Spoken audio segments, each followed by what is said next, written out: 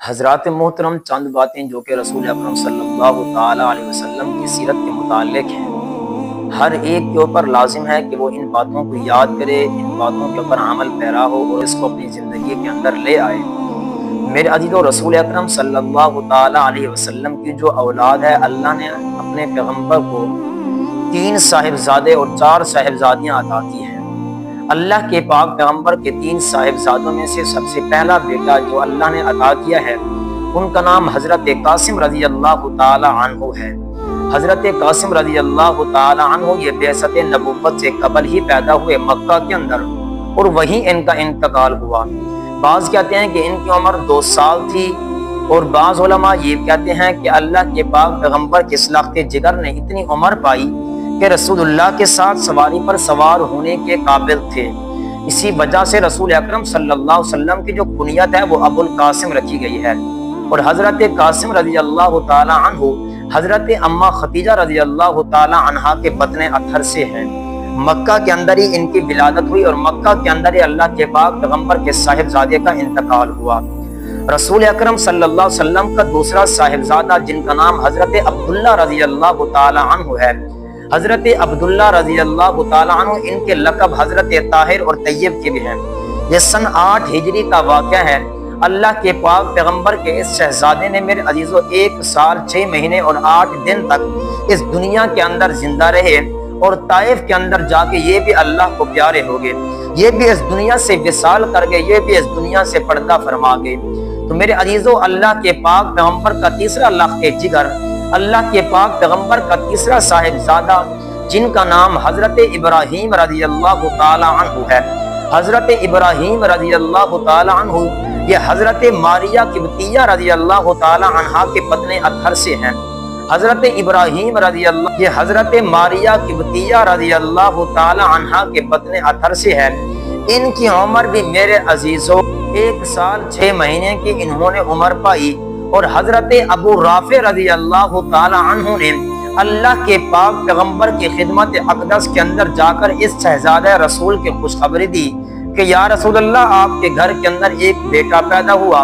اللہ کے پاک پیغمبر نے اس خوشخبری کی بنا پر حضرت ابو رافع رضی اللہ تعالی عنہ کو ایک غلام عنایت فرمایا، اور رسول اکرم صلی اللہ علیہ وسلم نے 7ویں روز اس شہزادہ رسول کا عقیقہ بھی کیا، اور اس شہزادہ رسول کے بال بھی منڈائے، اور وہ بالوں کی مقدار کے برابر چاندی بھی خیرات کی، چاندی کو بھی صدقہ کیا، اور بال کو مٹی کے اندر دفن کیا، نام ابراہیم رکھا۔ تو میرے عزیزو، یہ 1 سال 6 مہینہ زندہ رہ کر یہ بھی اللہ کے ہاں پردہ فرما گئے، یہ بھی اس دنیا سے کوچ کر گئے۔ تو میرے عزیزو، جب مکہ کے اوپر اللہ کے پاک پیغمبر کے ان 3 صاحبزادوں کا انتقال ہو گیا،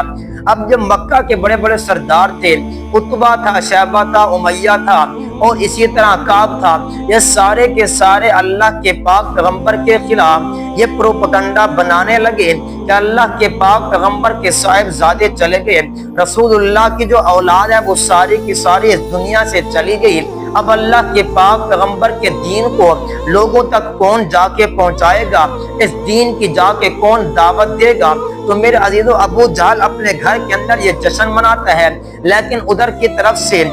اللہ کی طرف سے اللہ قرآن کریم کے اندر یہ آیات مبارکہ نازل کرتے ہیں، وَرَفَعْنَا لَكَ ذِكْرَكَ، اے پیغمبر، ہم نے آپ کی شان کو اونچا کر دیا ہے، ہم نے آپ کے مقام کو اونچا کر دیا ہے۔ یعنی یہ کفار، یہ مشرکین مکہ، یہ سارے کے سارے ختم ہو جانے والے ہیں، آپ کا نام اور آپ کا دین اور آپ کا اسلام یہ ہمیشہ ہمیشہ باقی رہے گا۔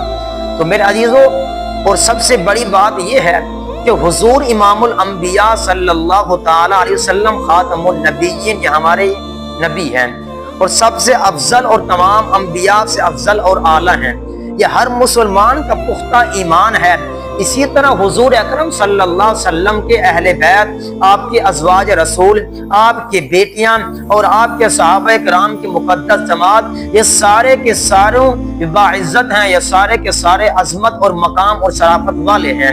آج اگر اس دنیا کے اندر کوئی اللہ کے پاک پیغمبر کے اصحاب رسول کے اوپر اللہ کے پاک پیغمبر کے اہل بیت ازواج رسول کے اوپر اگر کوئی آدمی تبرہ بازی کرتا ہے، اللہ کے پاک پیغمبر کے ان اہل بیت کے بارے میں کوئی نازیبا الفاظ کہتا ہے تو میرے عزیزوں وہ اسلام کا دشمن ہے۔ اسی طرح ان لوگوں کے ساتھ علماء حق نے ہر دور کے اندر ان لوگوں کے ساتھ مقابلہ کیا ہے، حق و صداقت کی شمع روشن کر کے نسل نو کے اندر یہ پیغام پہنچایا ہے کہ اہل بیت کی محبت، ازواج رسول کی محبت، اولاد رسول کی محبت کو جا کے نسل نو کے اندر پہنچانے کی جا کے سعی کی ہے۔